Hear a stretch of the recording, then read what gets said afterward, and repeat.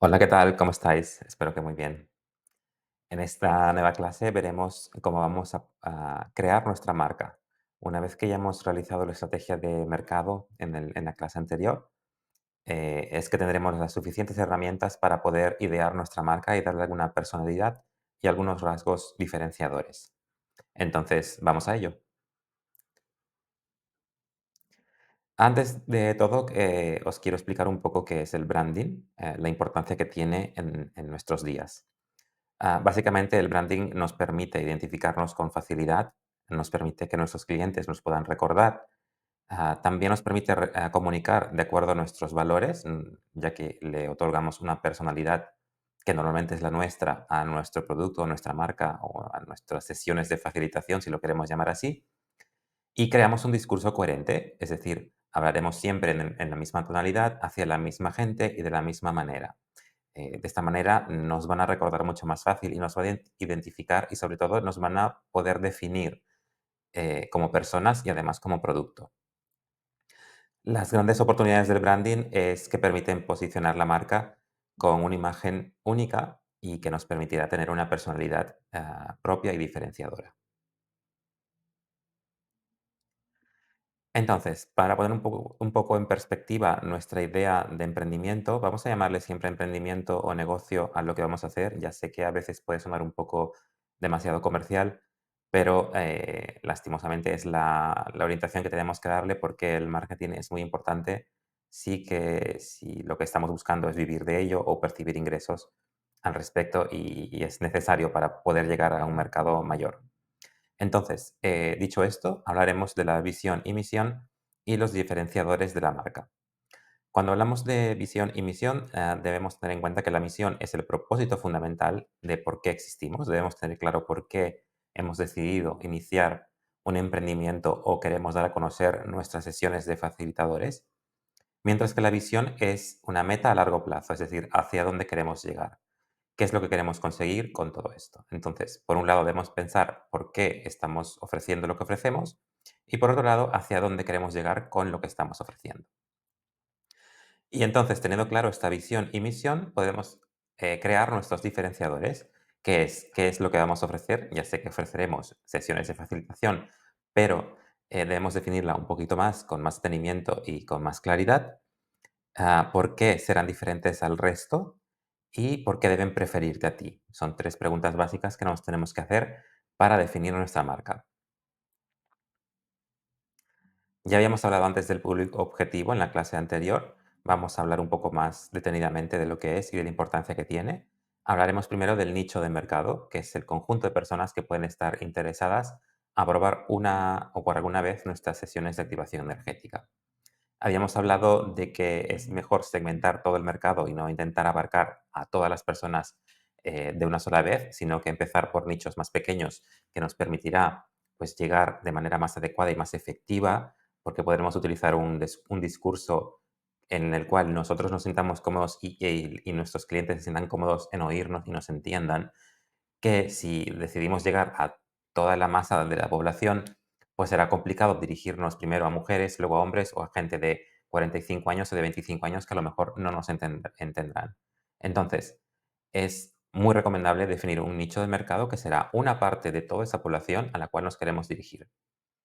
Y dentro de ese nicho de mercado, por ejemplo, supongamos que queremos hacer facilitaciones en la zona de Barcelona, ya estamos definiendo el mercado, que no sería España o el mundo, en Barcelona, a hombres y mujeres, estamos cerrando el mercado de 25 a 60 años, lo estamos acotando un poco más, ah, y que tengan una capacidad o un nivel socioeconómico medio, digamos. Aquí ya estamos haciendo una diferenciación de mercado y creando un nicho. Entonces, dentro de este nicho, vamos a ahondar un poco más en las características de estas personas con el ejercicio inicial que hicimos en la clase anterior de describir a nuestro cliente ideal y lo que haremos es crear un segmento de ese mercado. El segmento es una fracción de ese nicho tan genérico que hemos descrito antes y le vamos a dar una personalidad definida, que sería un grupo de personas que crees que puedan ser fidelizadas o que puedan ir más allá de una única experiencia, es decir, convertirse o bien en repetidores o bien en recomendadores. ¿Vale? Entonces, con estas dos tipos de públicos, es que crearemos nuestro mercado. Por un lado tenemos un mercado genérico y por otro lado un nicho que sería una fracción de ese mercado eh, en el cual podemos trabajar de manera más detallada y con más detenimiento y con más precisión nuestra estrategia. A grandes rasgos, el 80% de tu audiencia, es decir, cuando crees contenidos, deberá ser tu segmento definido, es decir, hablar a una cuota de personas más reducida, la fracción del mercado, y el 20% sería el mercado genérico. Entonces, debemos tener en cuenta que siempre es mejor tener un segmento más pequeño que intentar abarcar a la mayor cantidad de gente, al menos para empezar. ¿Cuál es el branding ideal de una marca? Pues no lo hay. Es un sistema de prueba y error. Debemos ir probando, a no ser que tengamos experiencia en la definición de branding, pero es un trabajo que requiere tiempo antes, durante y después para poder ajustar. Entonces, durante el antes, cuando vamos a crear nuestra marca y nuestro branding ideal, debemos tener en cuenta que debemos realizar algunas acciones previas para poder definir cómo será nuestra marca. Y esto se realiza a través de una breve metodología que os llevará más o menos una semana si lo hacéis con conciencia, que sería primero el benchmarking, que ya lo habíamos hablado en la clase anterior, que simplemente es observar el mercado.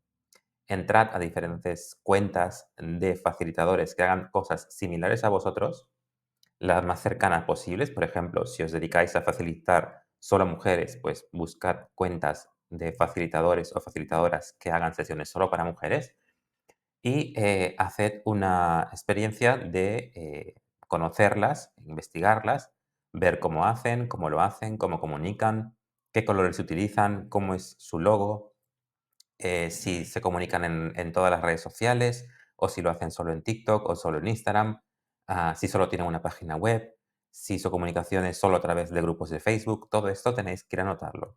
Primero iremos de lo más específico, que serían los facilitadores más similares a lo que queréis hacer vosotros, y luego iremos a los más genéricos, que serían todos los facilitadores que podéis encontrar. También es necesario hacer este ejercicio, que es, digamos, sería como una especie de espionaje, pero que es importante para que os hagáis una idea de qué es lo que está resultando en temas de imagen y qué es lo menos efectivo.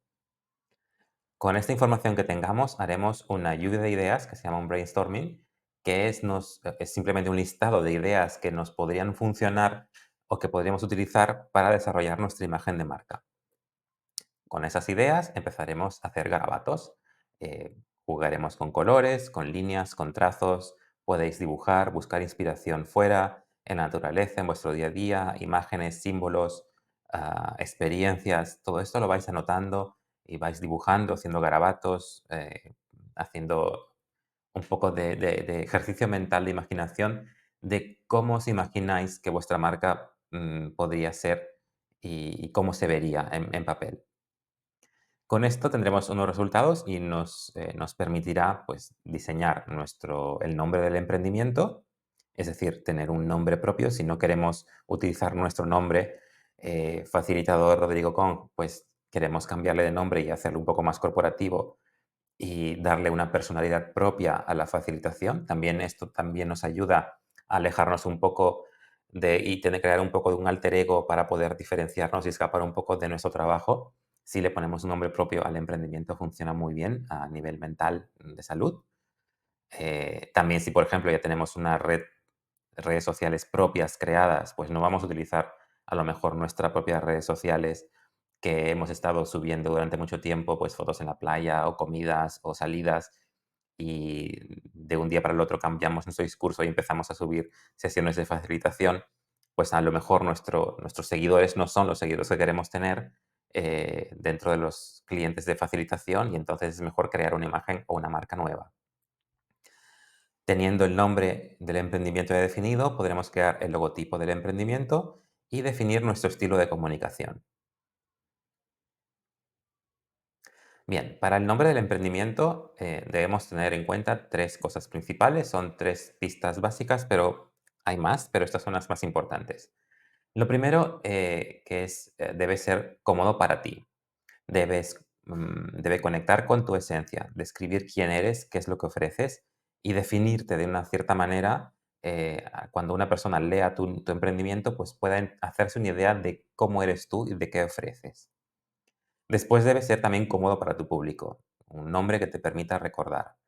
Am, los anglicismos son muy coquetos y muy bonitos, pero a veces si pecamos de o extranjerismos, si pecamos de otras palabras que a lo mejor serán más difíciles de pronunciar para nuestro público, pues a lo mejor es más recomendable no utilizar extranjerismos, sino palabras en nuestro idioma natal y nombres que no sean muy complicados. A veces queremos mezclar conceptos y ponemos, pues no sé, Kundalini mezclado con yoga y hacemos Yogalini, se me ocurre.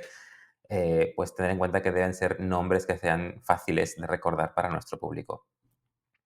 Y finalmente, para el entorno, debe proyectar un propósito y una emoción. Es decir, nuestro entorno de competidores también deben reconocernos fácilmente. Una vez tenemos establecido nuestro nombre, podemos pensar en el logotipo. Básicamente, hay tres cosas importantes que debemos recordar en un logotipo.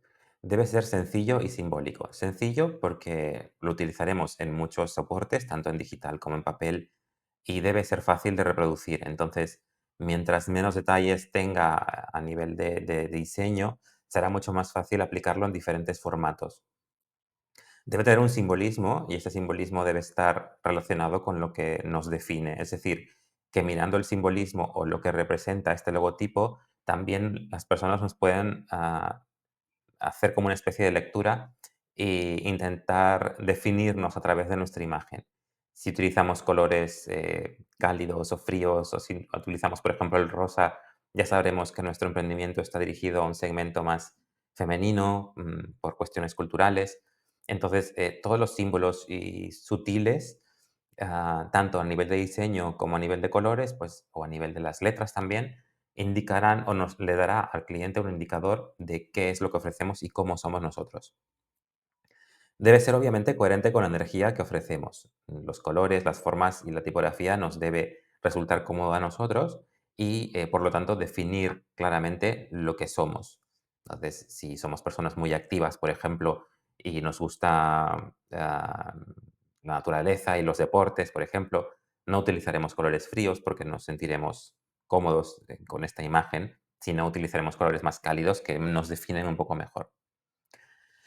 Y por último, debe ser versátil y reconocible. Ya habíamos hablado de que utilizaremos nuestro logo en diferentes soportes, entonces debe ser lo suficientemente versátil para que podamos utilizarlo en grandes formatos, en pequeños formatos, en fondos de colores, en fondos transparentes y esto también permite ser reconocible en diferentes lugares. Que al ver nuestro logotipo, pues digan, es Juan Pérez, porque lo he reconocido por el logo. Entonces es muy importante que tengan esas tres características. Hay 3 estilos, que os estoy poniendo aquí en esta diapositiva. Hay muchos más, pero estos son los más importantes y, digamos, los 3 pilares de la clasificación de objetivos, de logotipos, perdón. Podemos tener un logotipo minimalista, que sería simplemente un símbolo y ya está. Esto da un cierto aire de misterio a lo que hacemos, pero nos permite que se reconozca nuestro logo en muy poco tiempo, de manera muy rápida. Tiene que ser un símbolo muy importante y que tenga mucho discurso dentro de ese simbolismo, para que nos ayude a que la gente nos reconozca con facilidad. Es bastante difícil, complicado, si queremos ofrecer nuestro servicio en diferentes países o regiones con diferentes culturas, que un solo símbolo permita hacer la misma lectura en cada país. Entonces, no es muy recomendable si nuestro mercado es muy amplio, pero si nuestro mercado es pequeño, podemos jugar con ese simbolismo tan minimalista.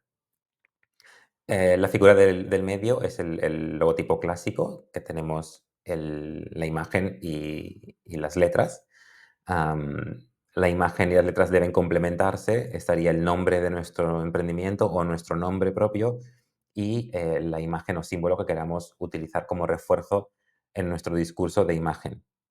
Y por último, solo el texto. Si no queremos rompernos mucho la cabeza y nuestro nombre es suficientemente atractivo para poder trabajar con él, pues podemos utilizar simplemente el nombre, pero ayudarnos de los colores y el tipo de letra, el tipo de fuente, para generar una personalidad.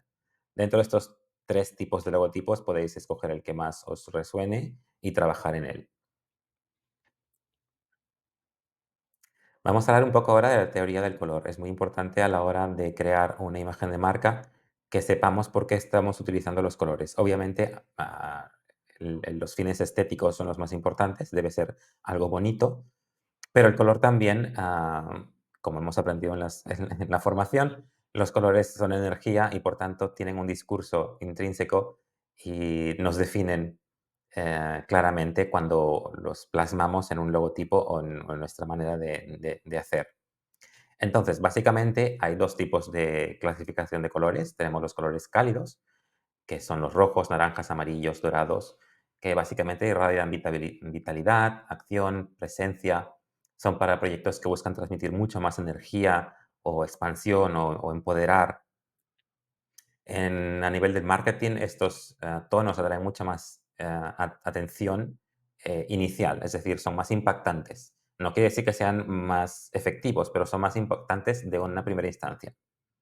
Luego tenemos los colores fríos, que son tonalidades azules, violetas, plateadas. Transmiten más calma, más confianza, más espiritualidad. Entonces, si nos queremos guiar o si queremos guiar nuestro emprendimiento hacia un lado un poco más funcional, más de calma, más de transmisión de confianza, podemos utilizar colores más fríos. Y estos colores a nivel de marketing invitan un poco más a la reflexión. La gente se toma un poco más de tiempo e interés en querer entender y comprender qué es lo que hacen, pero este tiempo que invierten es mucho más efectivo que el impacto inicial porque lo que hacen es estar más tiempo con nosotros para conocernos. A diferencia de los colores cálidos, que el impacto es en cuestión de segundos, ya tenemos la atención, pero a veces esa atención, a veces no sabemos qué hacer con ella y fallamos en cautivar a la gente. Pero si utilizamos colores fríos, la gente estará más curiosa y nos querrá conocer un poco más. Entonces, hay dos opciones. También depende de qué tan rápido seáis en vuestros discursos y, por supuesto, qué tonalidades de color os definen a vosotros o vosotras. Hablando un poquito de teoría del color, aquí os dejo una diapositiva. No me voy a extender mucho en ella porque es bastante larga, pero os ofrezco el significado de los colores a nivel de neuromarketing. No vamos a hablar a nivel de energías ni mucho menos, porque ya esto eso es otro tema, pero a nivel de neuromarketing es lo que os puedo aportar, qué colores podemos utilizar dentro de nuestra imagen y qué efectos tienen a nivel de marketing en los usuarios. Debéis tener en cuenta también que este listado varía según el país y la cultura. Por ejemplo, el amarillo tiene diferentes connotaciones si estamos en Sudamérica o en Europa, al igual que el verde. Así que es un listado genérico que puede variar. Aquí os dejo también unas pequeñas muestras de combinaciones de colores que podéis utilizar para tener un poco más de inspiración. Tenemos una paleta expansiva, que sería con colores un poco más cálidos, con toques de dorados y beige, que nos daría una imagen más dinámica, más vital, más estimulante y representa un poco más la motivación y el crecimiento ideal. Luego tenemos una paleta más calmante, que serían celestes, colores más suaves. Tenemos una paleta transformadora, que ya nos iríamos a mm, conceptos más energéticos, más místicos, más espirituales. Una paleta más estable, que sería más enraizada para una actividad un poco más combinada con Kundalini, con ejercicios físicos, por ejemplo, como el yoga o el baile. Y hay una paleta más pura, que serían colores más etéreos, más blancos, para transmitir una energía más clara y más elevada y más minimalista. También hablaremos de la tipografía. Es muy importante que escojamos un tipo de letra que nos resulte cómodos, pero también que transmita un significado. Todo lo que entra por los ojos, pues nos da un significado, así que os doy una clasificación muy básica de las tipografías, porque hay muchos tipos de fuentes y cada una tiene un significado diferente o genera una respuesta diferente, pero básicamente podemos encontrar 5 tipos de tipografías dentro de toda la variedad que hay. Tenemos las tipografías con serifa. Las serifas son aquellas puntitas que salen de cada letra, como el primer ejemplo que vemos. Luego están las tipografías sin serifas, que serían letras más planas, tipografías manuscritas, geométricas o minimalistas, y decorativas o simbólicas, que son, pues tienen un poco más de detalles. Entonces, tener en cuenta que, por un lado, estéticamente debe ser importante que combine, si ponéis alguna imagen en el logotipo, pues que tenga relación con el logotipo que estáis haciendo. Estas letras crearán un estilo. Debéis utilizar siempre ese tipo de fuente en todas vuestras comunicaciones para que haya una coherencia en el discurso visual. Debe ser una letra legible, debe ser una letra entendible, es un tipo de letra que se pueda combinar en diferentes fondos, así que os invito a hacer diferentes pruebas con al menos 5 tipos de fuentes diferentes y sobre todo que sea reproducible en diferentes formatos. Tened en cuenta que si trabajáis con algunas herramientas, en Canva será más fácil, pero a lo mejor el tipo de fuente que está en Canva no es el mismo tipo de fuente que podemos encontrar en otra plataforma, así que tengamos en cuenta que la fuente que escojamos sea más o menos común y la podemos encontrar en diferentes herramientas. Y finalmente, ya teniendo los colores que vamos a utilizar, el logotipo planteado, nuestro nombre de marca y la fuente de este nombre, podemos crear nuestro manual de estilo. Es muy importante a nivel visual que tengamos este manual de estilo ya definido desde el principio, porque nos facilitará muchísimo y nos ahorrará muchísimas horas de trabajo a la hora de crear publicaciones en redes sociales o en nuestra página web. Básicamente lo que tenemos que pensar es que nuestro logotipo puede estar puesto en diferentes formatos y en diferentes fondos. Entonces, debemos ya prever con antelación, antes de empezar a publicar, los tipos de escenarios en los que nuestro logotipo puede estar. Debemos tener una versión positiva, que sería el logotipo tal cual lo tenemos concebido en fondo blanco. La versión negativa sería en un fondo negro, cómo quedaría el impacto de este logotipo en fondo negro. Si tenemos que hacer modificaciones en los colores, por ejemplo, si nuestro logotipo tiene un aro negro en fondo blanco, pues en el fondo negro este aro debería ser blanco. Tenemos que pensar en esta opción. Luego la versión monocromática, cómo quedaría nuestro logotipo solo en negro. Si hay, por ejemplo, jugamos con degradación de colores, valorar si en el logotipo completamente negro estos colores degradados se deben mantener o desaparecer y hacerlos más simplificados o qué deberíamos hacer. Y luego una versión transparente, que es la más importante, que sería nuestro logo en un fondo o sin fondo, para que podamos ponerlo en diferentes colores, como quedaría nuestro logotipo en un fondo lila, o en un fondo azul, o en un fondo verde. Pues tenemos que crear diferentes estilos para que nuestras publicaciones tampoco sean tan monótonas y también nos podamos adaptar. Si, por ejemplo, hacemos una colaboración con alguna otra persona y nuestro logotipo, por ejemplo, es de color amarillo y la persona con la que vamos a colaborar, tiene una imagen de color, blanco, por ejemplo, nuestro logotipo va a quedar invisible en ese fondo blanco. Entonces, debemos tener opciones para que nuestro logotipo sea visible en un fondo amarillo y con lo cual tengamos una opción, pues, cambiarlo de amarillo a utilizar el fondo negativo, que sería en negro, o cambiar el color, pues, a un marrón, por ejemplo, que sería un poco más ajustado al amarillo. Bien, con la imagen ya definida, hablaremos del lenguaje y el tono comunicativo. Es muy importante que evitemos copiar el tono de otros facilitadores a la hora de comunicar.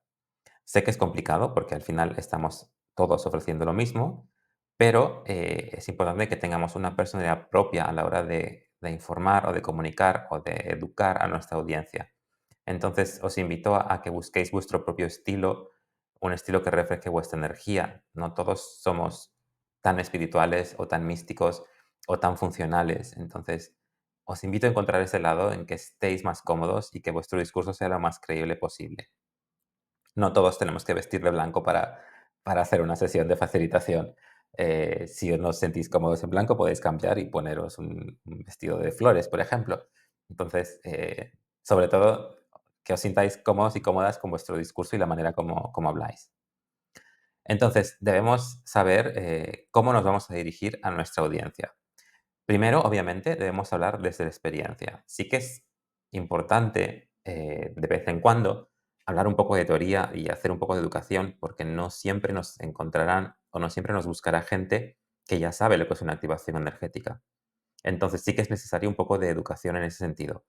Pero es mucho mejor y mucho más efectivo si hablamos desde la experiencia y desde la cercanía. Entonces, si hacemos vídeos o posts con recurrencia, intentemos no utilizar conceptos complejos, am, porque la gente no nos va a entender. O sea, por más de que el utilizar conceptos complejos nos va o les va a dar a las personas la sensación de que dominamos el tema y sabemos lo que estamos hablando y que tenemos conocimientos y nos hemos preparado, y la persona va a decir: "Oye, este chico o esta chica sabe mucho de lo que habla, pero no entiendo nada de lo que está diciendo". Entonces, es mucho mejor utilizar un lenguaje más cercano, en redes sociales, porque no tenemos el feedback directo de la persona, y en el tú a tú sí que podemos utilizar un lenguaje un poco más técnico, dependiendo de la persona que tengamos delante.